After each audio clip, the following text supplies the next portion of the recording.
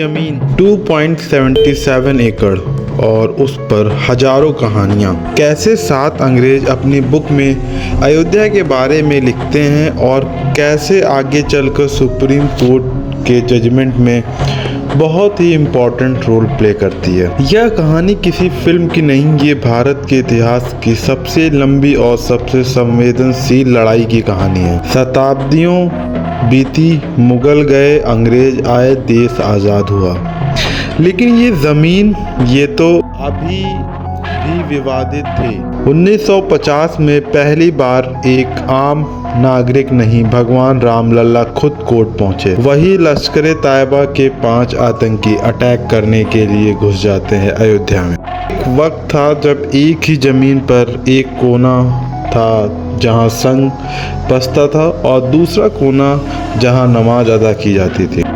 500 साल की लड़ाई, सैकड़ों FIR, हजारों गवाह, और कैसे आखिरकार 9 नवंबर 2019 को सुप्रीम कोर्ट ने 1045 पन्नों का फैसला। पूरा वीडियो में आप मेरे मुंह से एक भी चीज़ ऐसी नहीं सुनेंगे जो सुप्रीम कोर्ट का जजमेंट या फिर गवर्नमेंट की रिपोर्ट्स, न्यूज़ या सिर्फ आर्कियोलॉजिकल सर्वे की रिपोर्ट से बाहर हो। इस वीडियो को बनाने के पीछे का रीज़न है फैक्ट के बेसिस पे आखिरकार ये सारी चीज़ें क्यों हुई, इनके पीछे का क्या रीज़न था। तो स्टार्ट करते हैं। अयोध्या डिस्ट्रिक्ट के अंदर सरजू नदी से इधर 2.77 एकड़ का लैंड है और इसका प्लॉट नंबर है 583, जिसको इंडिया की हिस्ट्री का सबसे पुराना और सबसे बड़ा लैंड डिस्प्यूट शुरू हुआ था।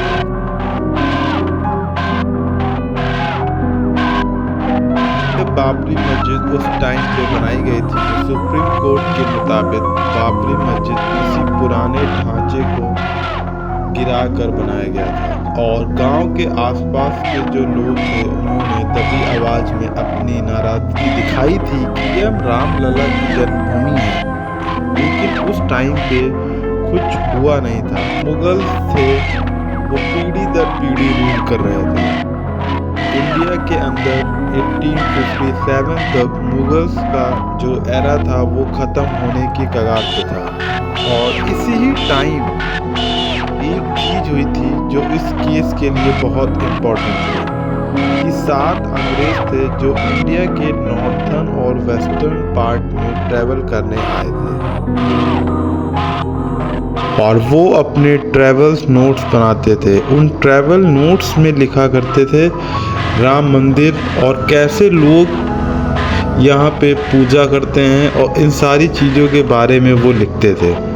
अर्ली ट्रैवलर्स इन इंडिया में इस बारे में मेंशन किया गया है और जजमेंट के भी पेज नंबर 663 में इसके बारे में आपको मिल जाएगा। ये वो ट्रैवलर्स थे जिन्होंने अयोध्या में ट्रैवल करते टाइम कुछ नोट्स लिखे थे। ये कुछ स्टेटमेंट्स हैं, आप पॉज करके पढ़ लेना। ट्रैवल करते टाइम इन्होंने लिखी थी। इसमें जोसेफ टाइफन का जो ट्रैवल नोट्स था वो बहुत ही इम्पोर्टेंट था।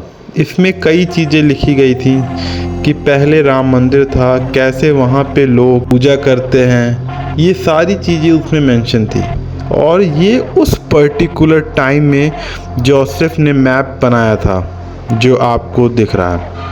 ये सारी चीज़ें मैं इसलिए बता रहा हूँ क्योंकि आगे चलकर सुप्रीम कोर्ट की जजमेंट में बहुत ही इम्पोर्टेंट रोल प्ले करती है और मंदिर की एग्जिस्टेंस के रिटर्न प्रूफ की तरह काम करता। मुगल्स जो थे वो इंडिया के अंदर वीक हो रहे थे और इसी टाइम पे सवाई जयसिंह जो थे वो भी राम मंदिर को लेके काफ़ी परेशान थे। उनका भी बहुत आस्था थी इस मंदिर से। तो जब मुगल्स वीक हुए तो ब्रिटिशर्स का दौर शुरू हो रहा था। उस टाइम पे सवाई जयसिंह जो थे उन्होंने मस्जिद के जस्ट बाद कुछ एरिया ख़रीदा और वहाँ पे एक राम चबूतरा बनवाया ताकि जो हिंदू हैं वो अंदर तो जा नहीं सकते, एटलीस्ट बाहर से ही वहाँ पे पूजा कर सकें। तो ये जो राम चबूतरा था इस पे हिंदू पूजा करते थे और ये आपका ओरिजिनल मैप है। हनुमान द्वार इस पूरे एरिया में हिंदू पूजा करने लगे। कुछ दिनों बाद बीच में डिवाइडेशन हुआ जो कि ब्रिटिश ने मजबूरी में बनाई थी, उसके बारे में हम आगे बात करेंगे। अभी वो इंसिडेंट आएगा। और अब क्या होता है कि चबूतरा बनने के बाद एक ही जगह पे एक तरफ नमाज अदा हो रही थी, दूसरी तरफ भगवान राम की पूजा हो रही थी। ब्रिटिशर्स आ चुके थे इंडिया के अंदर। जब ब्रिटिश आए तो इंडिया में जो हिंदू का ग्रुप था वो राम मंदिर को लेके अपनी बात उठाने लगे। वो ये कहने लगे कि ये जो मस्जिद है इसकी जगह पे पहले राम मंदिर हुआ करता था, और इसको लेके जो ब्रिटिशर्स थे उनको लोकल जनता थी वो भी बहुत ज़्यादा परेशान करने लगी थी। तो ईयर 1938 में ब्रिटिशर्स ने अपने एडमिनिस्ट्रेटिव रॉबर्ट जो थे उनको अपॉइंट किया और उनसे कहा कि आप इस एरिया का सर्वे करो और ये बताओ कि पहले यहाँ पे क्या था और एक रिपोर्ट सबमिट करो। अब मार्टिन अपने सर्वे पूरा करते हैं और 3 पार्ट में अपनी रिपोर्ट बनाते हैं। इसमें मार्टिन ने बताया कि जो डिस्ट्रीब्यूटेड लैंड है जिसमें हिंदू और मुस्लिम लड़ रहे हैं, अभी जहाँ पे मस्जिद है इससे पहले एक मंदिर था, और इन्होंने कहा कि मंदिर तो था लेकिन मस्जिद जो बनाई गई है वो मंदिर को तोड़ के ही बनाई गई है या प्लेन एरिया पे बनाई गई है, इसके बारे में कुछ नहीं कहा जा सकता। ये आप पॉज करके एक बार पढ़ लेना। जजमेंट की पेज नंबर 669 से लेकर 671 पे मिल जाएगा आपको। अभी जो रिपोर्ट दिखती है इसको सुन के जो लोकल लोग थे वो अपनी आवाज़ और ज़्यादा उठाने लगते हैं। उनका ये कहना था कि रामलला की जन्मभूमि उसके ऊपर ये बाबरी मस्जिद बनाई गई है। तो ये सारी बातें चलती रहती हैं। और इसके बाद ईयर आता है 1855 में एक सुन्नी गुलाम हुसैन कहते हैं ये जो हनुमानगढ़ी है यहाँ पे पहले मस्जिद थी और ये मस्जिद तोड़ के मंदिर बनाया गया था, और वो करीब 500 मुस्लिम फॉलोअर्स को इकट्ठा करते हैं और हनुमानगढ़ी में हमला कर देते हैं। लेकिन वहाँ पे पहले से ही 8000 बैरागी संत हैं। काफ़ी लड़ाइयाँ होती हैं। उसके कुछ टाइम बाद ही पंजाब के रहने वाले महंत निहंग सिंह फ़कीर अपने 25 से ज़्यादा साथियों को लेकर डिस्ट्रीब्यूटेड लैंड राम जन्मभूमि पे पहुंचते हैं। वहां पहुंच के डायरेक्ट मस्जिद में जाते हैं और मस्जिद के अंदर ही हवन और पूजा करने लगते हैं। और जब वे पूजा कर रहे होते हैं तो 25 से ज़्यादा साथी मस्जिद को चारों तरफ से घेर लेते हैं। मस्जिद के अंदर कुल से राम लिख देते हैं और गुरु नानक जी की भी पूजा करते हैं। वो वहाँ पे भगवान राम की फ़ोटो लगा दी जाती है और हवन और पूजा करने के लिए एरिया को बढ़ा देते हैं। ये चीज़ मस्जिद में रहने वाले सैयद मोहम्मद को पसंद नहीं आई। उस एरिया के थानेदार उस टाइम के शीतल दुबे को एक रिटर्न कंप्लेंट करके बताया जाता है इन सारी चीज़ों के बारे में। ये उस कंप्लेन की ओरिजिनल कॉपी है। एग्जैक्ट यही एप्लीकेशन लिखी गई थी। इसके बाद जो अथॉरिटियाँ होती हैं वो वहाँ पे पहुँचती हैं। निहंग सिंह जो थे उनको वहाँ से बाहर निकाल देती हैं और बीच बचाव करती हैं, लेकिन जो कॉन्फ्लिक्ट था वो रुकने का नाम ही नहीं ले रहा था। एक ही टाइम पे जब नमाज होती थी उसी टाइम पे शंख बजता था, जिससे टेंशन बढ़ती जा रही थी। Back to back complaint file हो रही थी दोनों तरफ से समझौता का कोई रास्ता नहीं दिख रहा था। इसके बाद आता है ईयर 1877। इसमें हिंदू कहते हैं कि जो आउटर पोर्शन है ये तो हमारा है। अभी जो एक तरफ से एंट्री होती है इसकी वजह से दिक्कतें होती हैं, तो 2 तरफ से एंट्री होगी। तो अथॉरिटी जो थी ये बात मान जाती है। तो अब ये जो विवादित एरिया है यहाँ की जो एंट्री है वो 2 तरफ से होने लगी और इसके ही 6 साल तक चीज़ें कंट्रोल में रहती हैं। लेकिन इसके बाद अब जो राम चबूतरा था उसके जो पुजारी थे महंत रघुवर दास, वो परमिशन मांगते हैं कि जो राम चबूतरा है वो इसके महंत हैं और यहाँ इतने टाइम से ये पूजा कर रहे हैं, इसके लिए इनको परमिशन दी जाए कि ये 17 बाई 21 फीट का एक मंदिर बनाना चाहते हैं। लेकिन 19 जनवरी 1885 को डिप्टी कमिश्नर जो थे इस चीज़ को भी रोक देते हैं। उनका ऐसा लगता है कि इस चीज़ से भी दंगे बढ़ सकते हैं, तो इस चीज़ को भी अलाउ नहीं किया जाता है। लेकिन महंत का कहना था ये जो आउटर पोर्शन है ये तो हमें दे दिया गया था, तो यहाँ पे कंस्ट्रक्शन क्यों नहीं करा सकते, क्या दिक्कत है। तो अब इस चीज़ से गुस्सा होके 5 दिन बाद ही महंत रघुवर दास जो राम चबूतरे की पुजारी थे वो कोर्ट में केस कर देते हैं। मार्च 1886 को डिस्ट्रिक्ट जज होते हैं इस अपील को डिसमिस कर देते हैं। वो कहते हैं कि जो स्थिति अभी बनी हुई है उसको वैसे ही बने रहने दीजिए वरना अशांति हो जाएगी। लेकिन इसके बाद फिर से 1 नवंबर को अपील करते हैं, लेकिन इस बार कोर्ट कहता है कि जो महंत हैं इनकी कोई भी ओनरशिप नहीं है, तो इसके ऊपर ये पूजा करते हैं लेकिन इनका कोई हक नहीं है, तो इसलिए वो कंस्ट्रक्शन नहीं करवा सकते हैं। अब ये सारी छोटी छोटी चीज़ें चल रही थी, लेकिन इसके बाद ही डेट आती है 27 मार्च 1934। इस पर्टिकुलर टाइम में एक गाय की हत्या कर दी जाती है अयोध्या के विलेज में। बहुत ज़्यादा दंगे होते हैं, ये छोटे लेवल पे नहीं बहुत बड़े लेवल पे दंगे होते हैं। इसमें लोग इतना ज़्यादा गुस्सा हो जाते हैं कि मस्जिद के ऊपर अटैक कर देते हैं। इस अटैक की वजह से मस्जिद की जो वॉल थी वो तोड़ देते हैं और इसको डैमेज कर देते हैं, लेकिन ब्रिटिश इंडिया गवर्नमेंट जो थी इसको दोबारा से सही करवा देती है। और ये जो इंसिडेंट हुआ था इसके बाद मुस्लिम जो थे वो भी सिक्योर फील नहीं कर रहे थे। और दूसरी चीज़, मुस्लिम का मानना था कि वहीं पे पूजा हो रही है और उसी जगह पे नमाज़ पढ़ रहे हैं, तो इस तरीके से नमाज करना सही नहीं है। तो मुस्लिम जो थे वो वहाँ पे नमाज करने को अवॉइड करते हैं, लेकिन आउटर पोर्शन जो था वो हिंदुओं को मिला हुआ था। वहाँ पे प्रॉपर पूजा होती थी, भजन होते थे, सारी चीज़ें होती थी। अब इसके बाद ईयर आता है 1947, हमारा देश आज़ाद होता है। इसके 2 साल बाद दिसंबर 1949 को अखिल भारतीय रामायण महासभा ये अपने हिंदू वाले एरिए को और कह सकते हैं आउटर पोर्शन पे 9 दिन की रामचरितमानस का पाठ रखते हैं। और जब ये पाठ ख़त्म होने वाला होता है तो रात होती है। 22 दिसंबर की रात को मस्जिद के अंदर रामलला की मूर्ति रख दी जाती है। अगले दिन सुबह यानी कि 23 दिसंबर 1949 को बहुत सारे हिंदुओं की लाइन लग जाती है दर्शन करने के लिए।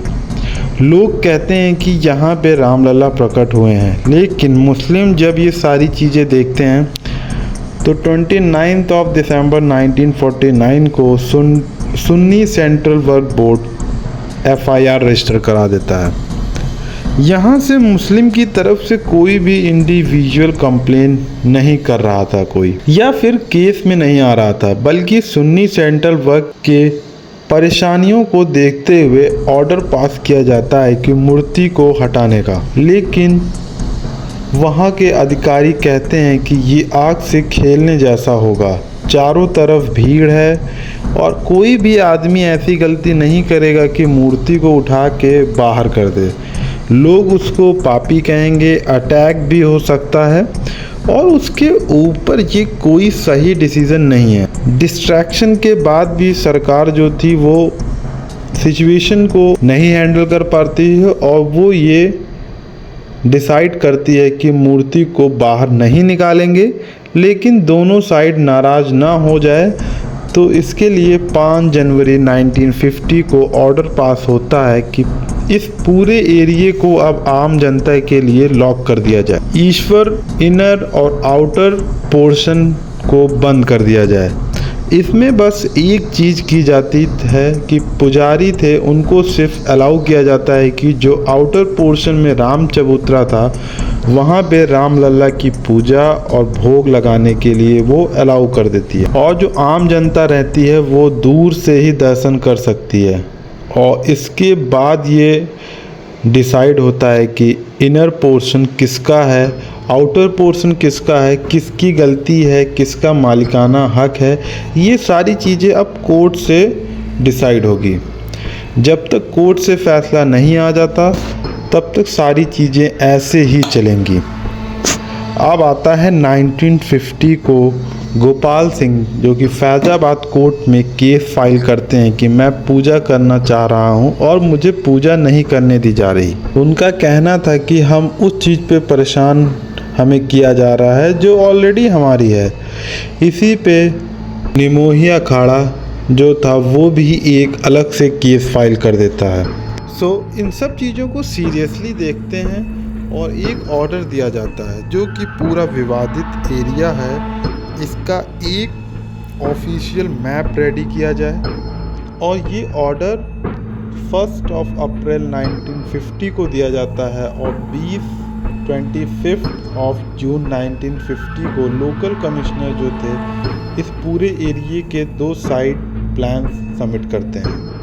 एक तो ये मैप और दूसरा ये बिल्डिंग के साथ लोकेलिटी है ये मैप देते हैं। अब जब ये डिसाइड होता है कि इसका सारा का सारा फैसला जो है वो कोर्ट से डिसाइड होगा, तो बैक टू बैक केस डाले जाते हैं। हिंदू पक्ष कहता है हमें अंदर जाके रामलला की पूजा करनी दी जाए, और मुस्लिम पक्ष जो था वो यह कहता है कि जो मूर्ति है इसको बाहर निकाला जाए। कोर्ट के अंदर ये जो मस्जिद वाला एरिया था उसको विवादित ढांचा बोला गया। मुस्लिम की तरफ से सुन्नी बोर्ड जो था वो केस लड़ रहा था और उनका कहना था कि ये जो मस्जिद है ये बाबर ने बनाई थी और बाबर एक सुन्नी था, और इस हिसाब से जो ज़मीन है वो सुन्नी सेंट्रल वक्फ बोर्ड को बिलोंग करती है। अभी जितने भी लोग केसेस कर रहे थे ये सारे केसेस इकट्ठा करके कोर्ट में एक साथ ट्रांसफ़र कर दिए जाते हैं, लेकिन डिले बहुत हो रहा था। तो इस पूरे प्रोसीजर में और इधर अब जो हिंदू संगठन थे वो इन सारी चीज़ों से खुश नहीं थे। उनको लगा कि ऐसे तो कभी ज़मीन मिलेगी ही नहीं, और ये लोग इसके लिए अलग अलग टीम में आके काम स्टार्ट कर देते हैं। अब इसी बीच में ईयर 1980 में जो जनता पार्टी थी वो डिसॉल्व होके एक नई पार्टी बनती है जिसका नाम था बीजेपी। अब इसके बाद अप्रैल 1984 में एक कैंपेन स्टार्ट करती है बीजेपी, ताकि ऑल ओवर इंडिया से ये राम मंदिर बनाने की जो मुहिम है वो और तेज हो जाए। इंडिया के अंदर अलग अलग हिस्सों में रथ यात्रा निकालने का प्लान बनाती हैं ताकि पूरे देश का सपोर्ट मिले, और इसमें भी ये प्लान था कि ये लोग स्पीचेस देंगे जगह जगह जाके और इस पूरे मुद्दे को इंडिया के कोने कोने तक पहुंचाएंगे ताकि गवर्नमेंट के ऊपर प्रेशर बना सकें। और इनका प्लान ये भी था कि सितंबर 1984 में रथ यात्रा करने का था, लेकिन इंदिरा गांधी जी की डेथ हो जाती है और देश के हालात काफ़ी ख़राब हो जाते हैं, तो ये जो यात्रा थी वो रद्द हो जाती है। इसी बीच इलेक्शन होते हैं। पहली बार बीजेपी इलेक्शन में खड़ी होती है। इनफैक्ट बीजेपी का जो पहला मैनिफेस्टो था उसमें राम मंदिर के बारे में नहीं था। इलेक्शन होता है और पहली बार बीजेपी खड़ी हुई थी, तो इनकी परफॉर्मेंस इतनी अच्छी नहीं रहती है। सिर्फ 2 सीटें मिलती हैं इनको, और इसी वजह से अटल बिहारी वाजपेयी को हटा के लाल कृष्ण आडवाणी जी को पार्टी का प्रेसिडेंट बना दिया जाता है। अब इसके बाद नेक्स्ट ईयर अक्टूबर 1985 में इस बीच 25 जगह पे दोबारा से रथ यात्रा स्टार्ट कर दी जाती है और जगह जगह से लोगों की भारी सपोर्ट मिलता है, जिसको देख के हर कोई सरप्राइज हो जाता है। और यही वो टाइम था जब लाल कृष्ण आडवाणी जी ने बीजेपी को राम मंदिर के मुद्दे से जोड़ा था। अब राम मंदिर बनवाने के लिए आरएसएस, बीजेपी व एचपी के एक साथ सामने आ रहे थे। इन तीनों का एक साथ आना लोगों का भारी सपोर्ट मिल रहा था। और सेम ईयर 1985 में कांग्रेस भी फंसती है जब शाहबानो केस का सुप्रीम कोर्ट का फैसला आता है। उस फैसले से कई सारे मुस्लिम ग्रुप जो थे वो बहुत गुस्से में थे। ये गुस्सा इतना ज़्यादा था कि प्राइम मिनिस्टर राजीव गांधी जो थे वो संभाल नहीं पा रहे थे। उन्होंने क्या किया कि एक कानून बना के सुप्रीम कोर्ट का जो फैसला था उसको पलट दिया गया। और अब जैसे ही हुआ तो राजीव गांधी के ऊपर एलिगेशन लगे कि मुस्लिम की पॉलिटिक्स कर रहे हैं। इसके साथ साथ 25 जनवरी 1986 को लॉयर उमेश पांडे जो थे उन्होंने अपील कर दी कि रामलला मंदिर का अगर ताला खोला जाता है तो कोई लॉ एंड ऑर्डर की प्रॉब्लम नहीं होगी, जबकि जब ताला लगाया गया था तो यही हवाला दिया गया था कि लॉ एंड ऑर्डर की प्रॉब्लम हो जाएगी, इसलिए ताला लगाना ज़रूरी है। लेकिन इस पर्टिकुलर टाइम में बातें चेंज हो गई थी। इस पूरे केस के अंदर जो जल्दबाजी हुई उससे जो इनकी इंटेंशन थी उसके ऊपर डाउट आया, क्योंकि एक नॉर्मल कोर्ट प्रोसीजर की तरह नहीं चल रहा था। राजीव गांधी में ब्लेम आया कि उन्होंने हिंदू के लिए किया है, तो इससे जो राजीव गांधी थे वो दोनों तरफ से फंसे हुए थे। जब ताला खोला जाता है तो उसके बाद जो हिंदू ग्रुप थे वो फिर से राम मंदिर को बनाने की मांग को तेज कर देते हैं। और ये सारी चीज़ें देख के मुस्लिम ने भी एक बाबरी मास ऑक्शन कमेटी बनाई, जिसका काम इस मामले से डील करने की प्लानिंग बना के आगे बढ़ने का था, क्योंकि इस मुद्दे ने पूरी तरीके से पॉलिटिकल रेंज ले लिया था। लेकिन बाबरी मास ऑक्शन कमेटी जो थी वो कोई कोर्ट में जाकर प्रेजेंट नहीं होती थी। मुस्लिम की तरफ से कोर्ट में सुन्नी वक्फ बोर्ड जो था वही एक पार्टी थी, और वहीं अपोजिट में निर्माय अखाड़ा जो राम चबूतरे के ऊपर पुजारी पूजा करते हैं, और तीसरी पार्टी 1989 में खुद रामलला बनते हैं। एक्चुअली इंडिया में अगर मंदिर वगैरह का कोई भी इशू होता है तो उसमें देवी देवता जो होते हैं वो भी केस लड़ सकते हैं अपने हक के लिए, और सारी कागजी कार्रवाई कर सकते हैं, और वह ही होता है। उनके बिहाफ पे उनका कोई भक्त उनके डॉक्यूमेंट प्रोसेस को कर सकता है। तो इधर ईयर आ जाता है 1989 में। देविका नंदन अग्रवाल जो कि फॉर्मर जज भी थे और वे ही वीएचपी के लीडर भी थे। तो रामलला की तरफ से सारा डॉक्यूमेंटेशन वगैरह करते हैं। उनकी डेथ के बाद त्रिलोकीनाथ पांडे केस लड़ते हैं। तो कहने का मतलब यह है कि इसको केसेस तो बहुत फाइल हुए, लेकिन मेन जो पार्टी थी वो तीन थी, सुन्नी, निर्मोही अखाड़ा और रामलला, जिनका नाम कोर्ट में रामलला विराजमान के नाम से लिया जाता है। अब ताला खुलने के बाद ईयर 1989 में कुंभ का मेला था। ये सबसे अहम किरदार निभाता है इस पूरी सिचुएशन में।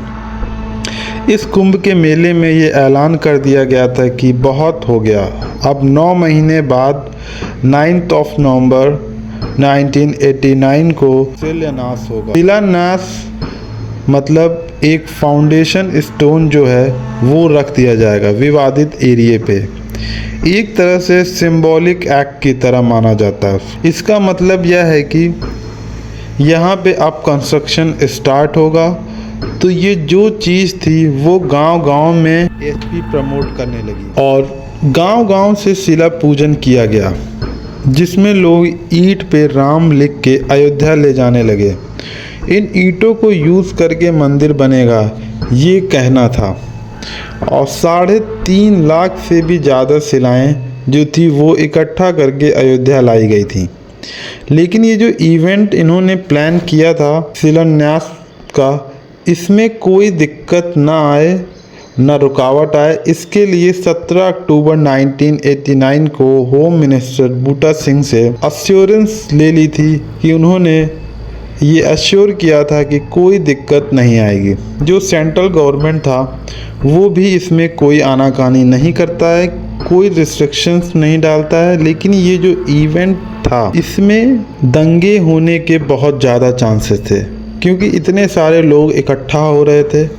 उधर से मुस्लिम भी अगर आ जाते तो लड़ाई होने के चांसेस और दंगे के चांसेस बहुत ज़्यादा बढ़ जाते हैं।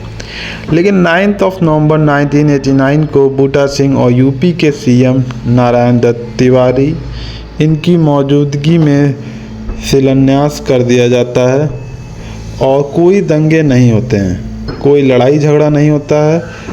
एक एक स्टेप करके एचपी और मंदिर बनाने के लिए वो आगे बढ़ रही थी और इलेक्शन आने वाले थे, तो ये सारी चीज़ देखते हुए बीजेपी इसमें कूदती है। नवंबर 1989 को लाल कृष्ण आडवाणी जो थे इन्होंने भी रथ यात्रा का अनाउंसमेंट कर दिया और ये जो यात्रा थी ये इन्होंने अलग तरीके से अनाउंस की गई थी जिससे वो हाईलाइट हो सकें।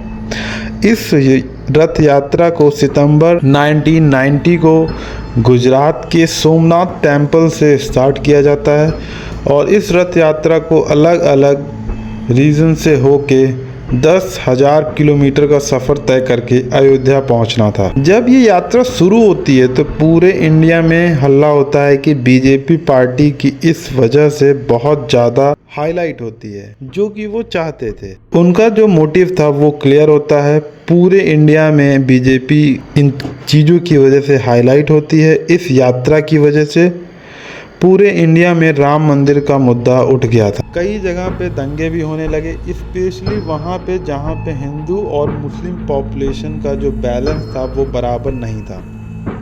अभी जो रथ यात्रा थी ये कुछ दिन बाद 22 अक्टूबर 1990 को बिहार पहुंचती है और जैसे ही आडवाणी बिहार पहुंचते हैं तो 20 अक्टूबर 1990 को रात 3 बजे बिहार के समस्तीपुर में लालू प्रसाद यादव जी के द्वारा लाल कृष्ण आडवाणी को गिरफ्तार करवा दिया जाता है। लालू प्रसाद यादव जी का कहना था कि ये स्टेप इसलिए लिया गया क्योंकि इससे देश में दंगे हो रहे हैं और बिहार का भी माहौल खराब हो। यात्रा को यहीं पर रोक दिया जाता है। बीजेपी जो 1984 में 2 सीटें जीतती है, लाल कृष्ण आडवाणी का इस राम मंदिर के मुद्दे से जुड़ने के बाद का फैसला सही साबित होता है और 1989 के इलेक्शन में बीजेपी सीधे 2 सीट्स से जंप करके 85 सीट जीत जाती है। यूपी, राजस्थान, एमपी, हिमाचल प्रदेश में बीजेपी गवर्नमेंट बनती है और इन स्टेट्स में सरकार बनने के बाद वहाँ से एक संगठन राम मंदिर की तरफ बढ़ता है और राम मंदिर की तरफ बढ़ने का रीज़न यही था राम मंदिर के रिलेटेड मुद्दों का। मुलायम सिंह की सरकार थी उस टाइम यूपी में।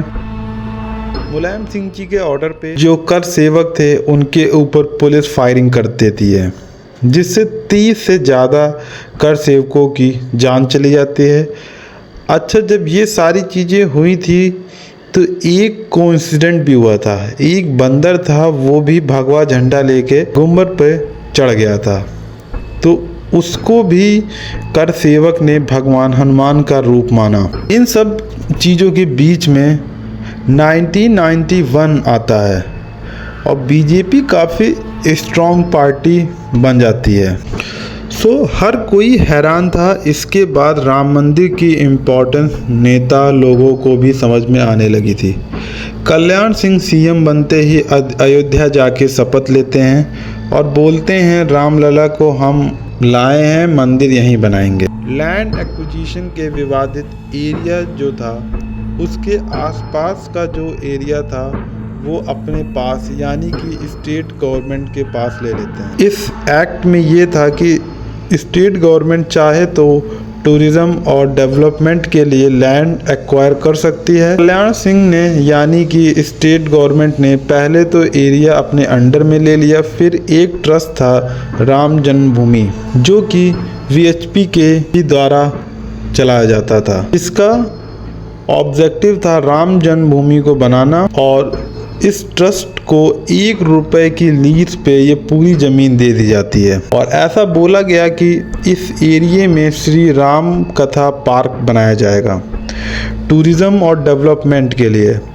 लेकिन इसके तुरंत बाद ही मुस्लिम ग्रुप जो थे वो कोर्ट पहुंच जाते हैं।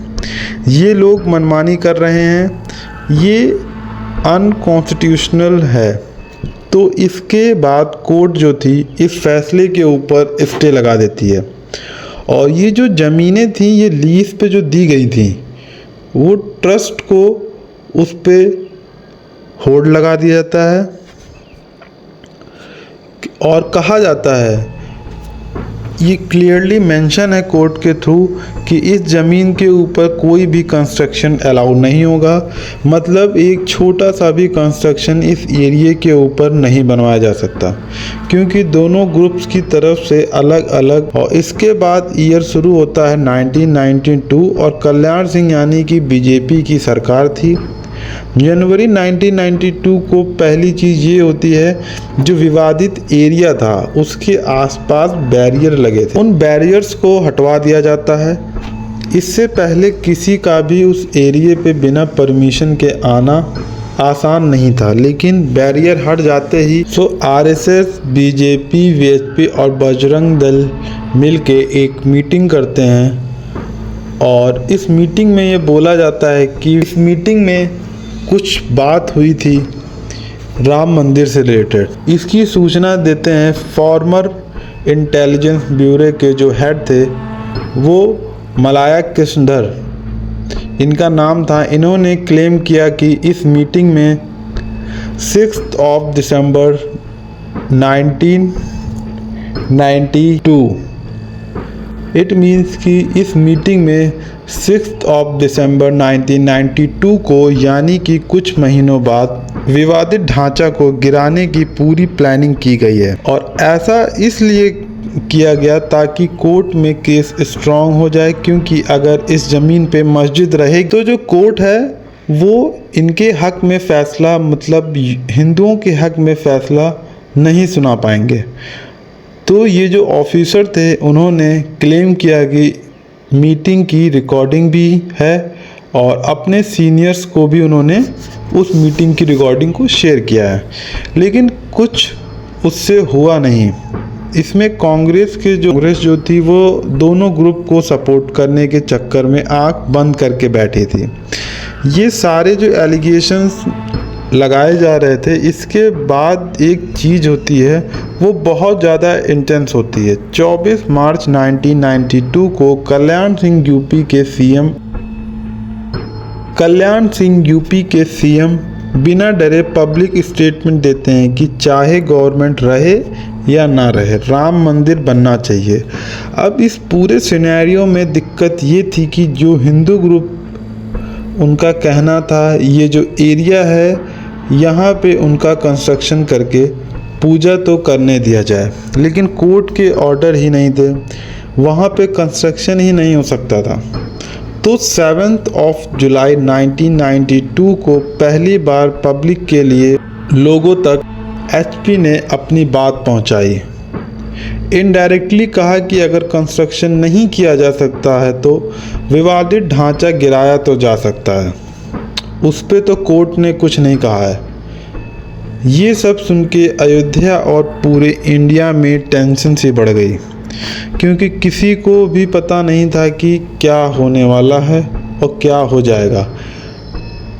20 सितंबर 1992 को एचपी कहती हैं कि ऐसे ही नहीं चलता रहेगा, आपके पास 3 महीने का टाइम है, गवर्नमेंट कुछ भी करके हमें कंस्ट्रक्शन करने दे, और अगर नहीं करने दिया गया तो हम वेट नहीं करेंगे। ये उनका स्टेटमेंट था। उनका कहना था हम आगे नेक्स्ट स्टेप लेंगे अगर आपकी तरफ से कोई एक्शन 3 महीने में नहीं लिया गया।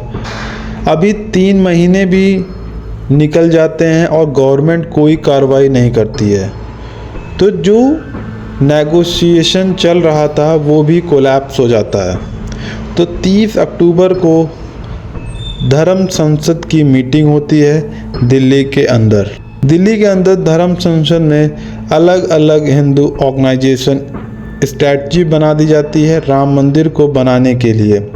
इस मीटिंग में डिसाइड होता है कि 6 दिसंबर 1992 को अयोध्या के अंदर अब कर सेवा की जाएगी। अच्छा, इस मीटिंग में जो डिसाइड हुआ था कि अयोध्या के अंदर कर सेवा की जाएगी, इसका मतलब था वहाँ पे राम चबूतरे से थोड़ी दूर पर सब लोग एक एक मुट्ठी मिट्टी लेके जाएंगे और भजन और कीर्तन होगा। लेकिन कई सारे लोगों को ये डर था कि वहाँ पे जाके ये जो विवादित ढांचा था, मस्जिद थी, उसको गिराने की प्लानिंग हो रही है। इस मीटिंग के बाद पूरे देश में एक टेंशन का माहौल था। 6 दिसंबर 1992 को क्या होगा, फिर आगे चल के जो कर सेवों का प्रोग्राम था इसको रोकने की बात की गई। तो कल्याण सिंह जो यूपी के सीएम थे, उन्होंने सुप्रीम कोर्ट को एक एप्लीकेशन दी कि यूपी विधानसभा में गारंटी लेते हैं कि इस कर सेवा में और मस्जिद को कुछ भी नहीं होगा। और उन्होंने ये भी चीज़ ऐड करी कि ऐसे टाइम पे अगर हम कर सेवा को रोकेंगे तो दंगे और उल्टा भड़क सकते हैं और दंगे और बढ़ भी सकते हैं। अब ये सारी चीज़ें करने के बाद कल्याण सिंह ने क्या किया, उन्होंने राइटिंग में सिक्योरिटी को बोला कि किसी भी सिचुएशन में कर के ऊपर गोली नहीं चलनी चाहिए। प्रकाश सिंह जो डीजीपी थे, उन्होंने कहा कि यूपी गवर्नमेंट ऐसे ऑफिसर्स को लगा रही थी मंदिर के आसपास जो उनके हिसाब से चले। 1 दिसंबर 1992 से ही पूरे देश से कर सेवक अयोध्या पहुंचने लगे थे। 1.5 लाख से भी ज़्यादा कर सेवक पहुंच गए थे और पूरी अयोध्या जो थी वो एक छावनी की तरह बदल गई थी। एक दिन पहले यानी 5 दिसंबर 1992 को जो भीड़ थी वो एक तरफ से दूसरी तरफ, एक तरफ भीड़ थी और दूसरी तरफ स्टेज वगैरह बनाए गए थे जहाँ पे नेता लोग भाषण दे रहे थे, जिसमें अटल बिहारी वाजपेयी और लाल कृष्ण आडवाणी जी भी थे। उन्होंने भी भाषण दिया और दूसरी साइड कुछ टाइम बाद ही विवादित ढांचा जो था उसकी तरफ भीड़ पहुंचने लगी। फिर 1:55 होते होते पता चलता है कि विवादित ढांचा था उसका एक पार्ट गिरा दिया जाता है। फिर 3:30 होते होते दूसरा पार्ट भी गिरा दिया जाता है और आखिरकार 4:50 पे एक चैन बनाकर एक लकड़ी के बड़े आकार की चीज़ से विवादित ढांचा को गिरा दिया जाता है और रामलला की मूर्ति, लक्ष्मण जी की मूर्ति और हनुमान जी की मूर्ति को वहाँ पे स्थापित करा दिया जाता है और टेंट से एक मंदिर बना दिया जाता है। अब इसके थोड़ी देर बाद ही करीब 6 बजे यूपी के अंदर प्रेसिडेंट रूल लागू कर दिया जाता है और 6:15 पे यूपी के सीएम, जिन्होंने गारंटी ली थी कि ऐसा कुछ नहीं होगा, वो रिज़ाइन कर देते हैं और जो लोकल पुलिस थी वो इस पे एक्शन लेती है और एफआईआर करती हैं। 2 एफआईआर की जाती हैं, एक लीडर के खिलाफ और एक जो पूरा क्रिमिनल एक्टिविटी हुई थी उसके खिलाफ। अब ये इंसिडेंट तो हो जाता है, लेकिन इस इंसिडेंट के बाद सिर्फ अयोध्या में ही नहीं पूरे देश में दंगे होते हैं। Mumbai, Ahmedabad, Gujarat, Delhi, UP, Bihar, all over India में दंगे होते हैं। 2000 से ज़्यादा लोगों की जान चली जाती है। ये ऑन पेपर रिकॉर्ड है, ऑफ पेपर रिकॉर्ड इससे भी ज़्यादा हो सकता है और खरबों रुपए की संपत्ति बर्बाद हो जाती है। इंडिया के बाहर भी ये बात पहुंचती है और पाकिस्तान क्या करता है, वो अपने देश के अंदर 30 हिंदू मंदिर तोड़ देता है। बांग्लादेश के अंदर 11 हिंदू मंदिर तोड़ दिए जाते हैं और गल्फ कंट्रीज़ जो थी वो भी विरोध करने लगती हैं इस मुद्दे को यूएन में ले जाने की बात होती है। इस इंसिडेंट के बाद जो केस चल रहा था राम जन्मभूमि के मालिकाना हक को लेके, अब उसके साथ एक केस जो क्रिमिनल एक्टिविटी का था वो भी जुड़ गया था। टोटल 2 केस हो गए थे। अभी जो सारी चीज़ें चल ही रही थी कि इतना बड़ा नुकसान हुआ, इसके पीछे क्या साजिश थी, कौन कौन इन्वॉल्व था, इसके लिए एक इंक्वायरी बैठाई जाती है और एक कमेटी बनाई जाती है जिसका नाम था लेब्रॉन अयोध्या कमीशन। ये कमीशन अपनी पूरी इंक्वायरी करता है और अपनी रिपोर्ट सबमिट करता है। पूरी जांच होने के बाद उस रिपोर्ट में मेंशन किया जाता है कि उस रिपोर्ट में सारी डिटेल मेंशन करी जाती है और कुछ टाइम बाद ही स्पेशल सीबीआई कोर्ट ने कहा कि ये प्री प्लान नहीं था, लीडर्स को छोड़ दिया जाता है। और इस इंसिडेंट के बाद आरएसएस व वीएचपी में बैन भी लगाया जाता है। इवन बीजेपी पे भी जिन जिन स्टेट्स में सरकार बनाई थी उसने उसको डिसमिस कर दिया जाता है। फिर आगे चल के ये बैन हट भी जाते हैं और अब 6 दिसंबर 1992 को जो भी चीज़ें हुई थी इसको लेकर पूरे इंडिया में एक अनरेस्ट था।